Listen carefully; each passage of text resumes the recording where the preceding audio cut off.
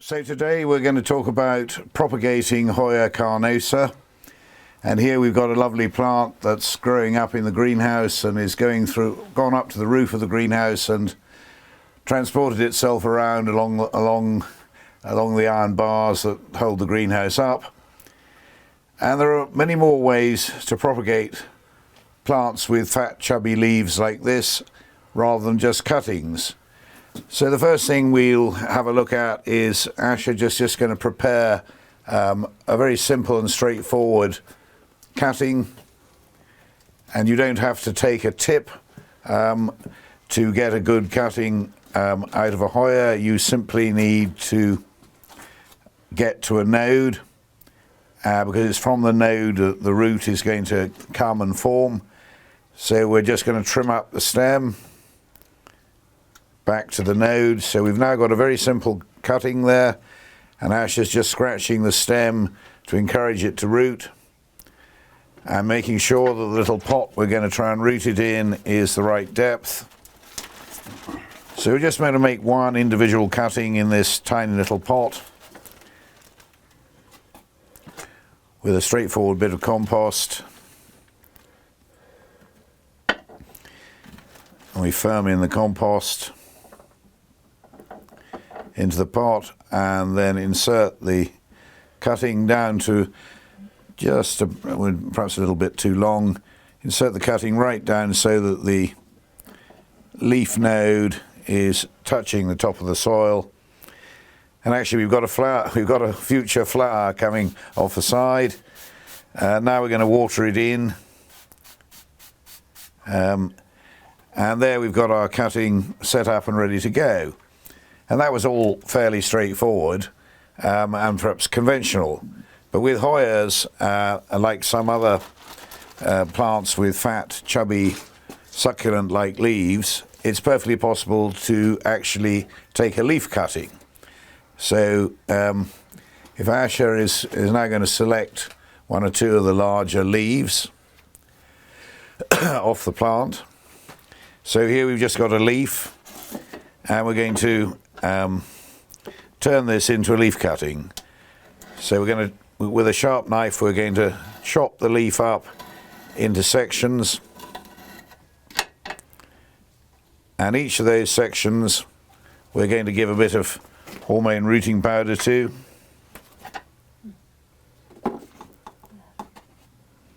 And then we're going to dab each section of the leaf in hormone rooting powder.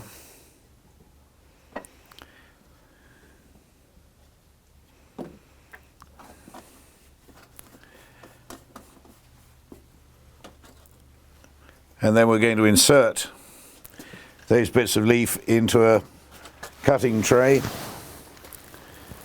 And we've already got some inserted there for which we took earlier. And we're just going to squeeze those bits of leaf into the soil. And this will then go onto the mist bench and have a mist spray on it. And you might think those leaves will die, but they won't. And as you can see from one here which we made earlier, 3 or 4 months ago, the leaf is still green, and eventually it'll start to shoot from somewhere on the surface of the leaf, and a plant will emerge out of that leaf cutting. It's very simple. It does take a bit of time, but the end result is really quite rewarding. So that's a leaf cutting, but Asha's not stopping there. She's now going to show you another way of doing your cuttings if you don't have a mist bench and you don't have a damp place to grow your cuttings. And she's going to use perlite. And she's going to fill a Tesco bag, or in this case by the look of it, an Asda bag, with some perlite.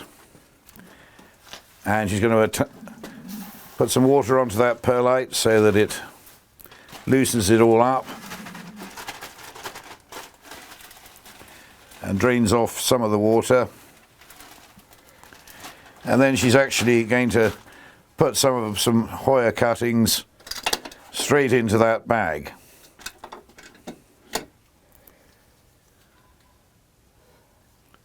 In fact, she's just going to lay the whole stem and bury it into the perlite, and again just water it in, and she's going to nearly seal the bag, and then she's going to get a bit of air into that, and then completely seal the bag. So there you've got Hoya cuttings in a perlite bag, and she's now going to put that bag somewhere shady and quite damp, and just leave it alone to root away. It may take some time, but it really is as simple as that, producing some further Hoya plants. And if 3 ways of propagating Hoyas wasn't enough, Ash has now got a 4th way of propagating Hoyas, which is perhaps more effort than is necessary, but it is another way. And if you think perhaps that we're doing a plant which is easily propagated, but perhaps if you were to think of something which didn't propagate so easily, then making an aerial root layer is perhaps more sensible a solution to the problem than it is here. But anyway, let's just have a look at how we make an aerial layer.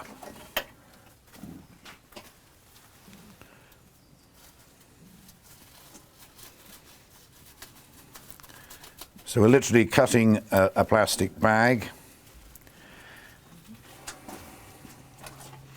and we're going to fill that plastic bag with a bit of hormone rooting powder, well, liquid rooting powder in this instance, and we're going to soak the moss in the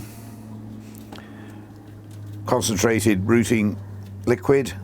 And this is moss we picked off a shady wall where it doesn't get any sun out in the garden, and moss will stay damp for literally weeks and weeks if enclosed in plastic.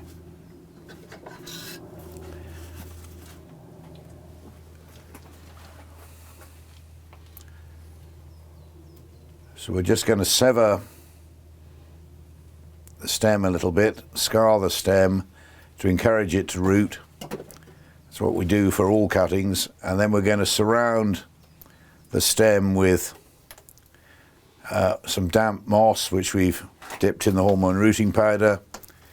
And this is where Asha needs more hands than she's got, but there we go. And then we're going to wrap the moss in a plastic bag. And then we're going to secure both ends with zip ties. Probably sensible to do the top zip tie first. The moss is dripping water a bit, but never mind. And we've pulled it tight to the top, and another zip tie on the bottom.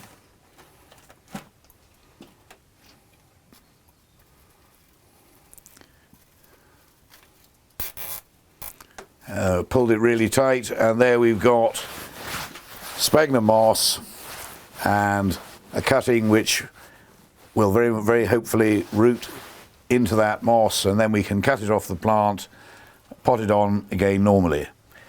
And Ash has also made, there's one we made earlier, and there's another one made with one of those wonderful balls that you have in children's playpens, and we found another use for them, which is in doing aerial layers. And here you can see that we've sealed up the plastic ball, but you can see the moss sticking out of the end, and we hope that in 4 to 6 months' time that will all be full of root, and we'll have a nice little plant without actually touching any soil at all. So how more environmentally friendly could you be than that? Anyway, there we are. Lots of different things you can do with a Hoya.